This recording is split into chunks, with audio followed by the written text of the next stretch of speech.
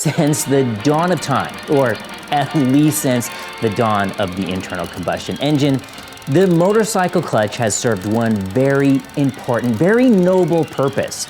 It's a filter. It's the mechanical equivalent of "you must be this tall to ride this ride" sign. It's a test of coordination, a test of character, and a brutal stalling in the intersection reminder that if you are ham-fisted and lack all mechanical sympathy, you have no business being on two wheels. But lately, the industry has decided that being a real rider is a bit too much like hard work. They've looked at the left hand and decided it's an optional extra. They've replaced a century of tradition with sensors, actuators, and logic, removing the one thing that stopped the hopelessly incompetent from cluttering up our favorite canyon roads. And that leads us to a very uncomfortable question. Are automatic transmissions actually making motorcycling better? Or are we just inviting the people who are too distracted by their own shoelaces to come out and get themselves killed? If you can't manage the complex task of rubbing two plates together with a bit of cable, should you really be trusted with 80 horsepower and the laws of physics? Now, the purists say we're lobotomizing the sport. The manufacturers say they're saving it. Now, I've spent a lot of time living in this clutchless, brave new world. In fact, over the last 2 years, I've probably spent almost as much time on automatic motorcycles as traditional ones. And I think it's time we find out if we're opening the door to the future or just opening the door to a disaster. Now, the numbers are in, and they are frankly staggering. While the purists are shouting into the void of the comment section, the world's biggest manufacturers are quietly and very profitably deleting the clutch lever. We're in the middle of a full-scale mechanical coup. Now, it started with Honda's DCT on the Goldwing and Africa Twin, and then they doubled down with the E-clutch on the CB650s, now the 750s, 500s, and even the new entry-level workhorse of new rider education programs, the Rebel 300. Yamaha has Y-AMT, YAMT, on the MT-09 and the Tracer 9 GT. BMW, the brand of choice for this serious globetrotting and Sunday morning coffee shop adventure rallies, now offers ASA, or Automated Shift Assistant, on the R1300 GS. Even KTM, the company whose literal slogan is "ready to race," has developed an AMT system for the 1390 Super Adventure. The heavy hitters have systematically redesigned their flagship engines to make your left hand redundant. Now, you might be sitting there thinking, this is a niche for the lazy, but the global sales data is about to ruin your afternoon. While the internet is busy debating soul, the market has already moved on. Take a look at the Honda Goldwing and the Rebel 1100. On these models, the take rate for the automatic version is 70%. That means for every 3 people who walk into a dealership looking for one of these bikes, only one of them walks out with a clutch lever. Even the Africa Twin, a bike built for the grit and technical demands of off-road riding, is selling at a 41% DCT rate. Listen, the manufacturers aren't forcing this on us because they're bored or because they want to annoy the instructors at the MSF. They're doing it because it's what people are actually buying. BMW and KTM wouldn't spend millions developing these automated systems if the demand wasn't a roaring tide. The industry has looked at the numbers and realized that the people who find the clutch intimidating have enough money to compete with the purists who want to keep the gates closed. And right now, they might be winning. But before we start burning down the local dealership in a fit of righteous manual shifting fury, we have to look in the mirror. Because if we're being honest, this is entirely our fault. For the last decade, we haven't been asking for mechanical purity, we've been begging for quick shifters. We wanted the race tech. We wanted to keep the throttle pinned, tap a lever, and hear that glorious pop as the next gear engaged in 40 milliseconds.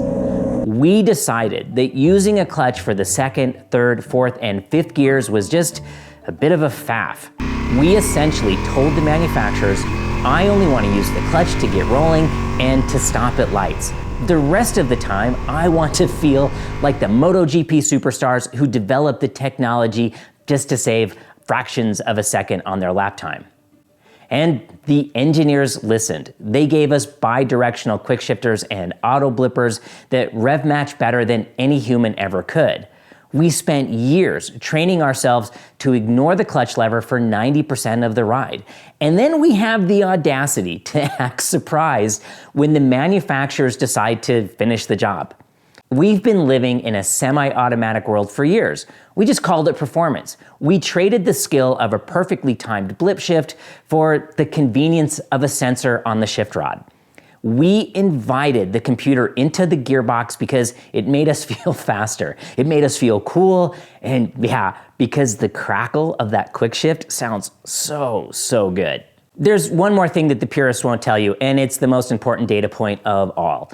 The median age of a motorcycle owner in America has officially crossed 50 years old. In the mid-80s, it was 27. We are an aging tribe.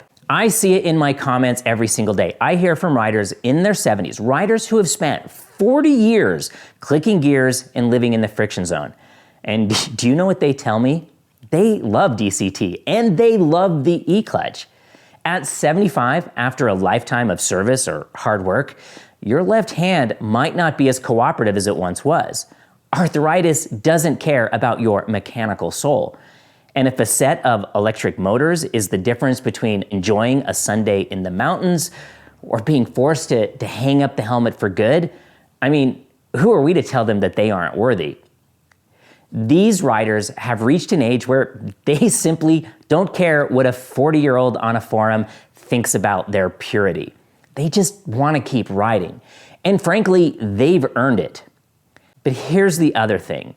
The younger generation who are snapping up e-clutch naked bikes aren't being lazy. They're being logical, right? They grew up in a world where the manual transmission car has effectively vanished. To a 20-year-old, a clutch lever isn't a rite of passage or a symbol of soul. It's an archaic piece of 19th century hardware that stands in the way. They are far more open because they don't have the baggage of how it's always been done. Okay then, so where does that leave us? Are clutchless motorcycles taking over? Probably. Is that going to ruin the sport? Well, let's start with the bit that nobody likes talking about. Manufacturers are not sentimental. They're not curators of history, and they're certainly not in the business of preserving whatever you or I decided was the correct way to enjoy a motorcycle. They build what sells. And we've seen this movie before. In 2026, the number of new cars sold in the US with a manual transmission has dwindled to a tiny handful of models, less than 24 in the entire country. Why? Because people stopped buying them. And the moment the take rate for a manual gearbox drops below the cost of certifying it for emissions and safety, well, the manufacturer simply deletes it from the catalog. And motorcycles are not immune to this. And yet, somehow, we've turned this into a philosophical crisis. We've managed to convince ourselves that a clutch lever is the dwindling line between real riders and everyone else. And it's a strange hill to die on, especially considering how little it has to do with the parts of riding that anyone actually remembers. Okay, so what I mean by that is, you remember the moments, right? Those early mornings when the world feels unusually quiet, like it hasn't fully loaded yet, you know? The light coming through the trees in that soft, almost staged way, like the world has been lit for a movie starring only you. The road empty, weaving through the trees like an invitation to misbehave.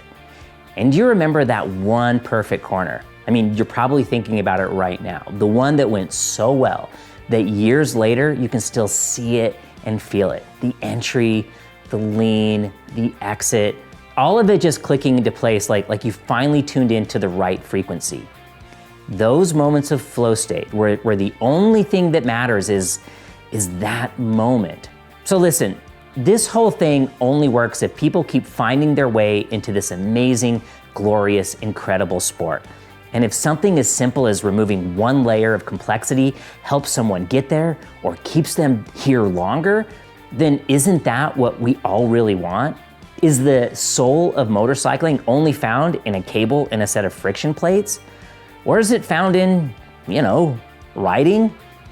And the feeling you get on an empty road in perfect light, tipping into that perfect corner that you're gonna remember for the rest of your life, without a single thought of what your left hand was actually doing it. Isn't that the part worth holding on to? Let me know. I mean, seriously, leave a comment and let me know your thoughts on this. Thank you to all of our channel members and Patreon members for helping us keep this content free and out from behind a paywall. Please consider joining, clicking like and subscribe. All those things help us keep going. Thanks so much for watching. Ride on and ride well.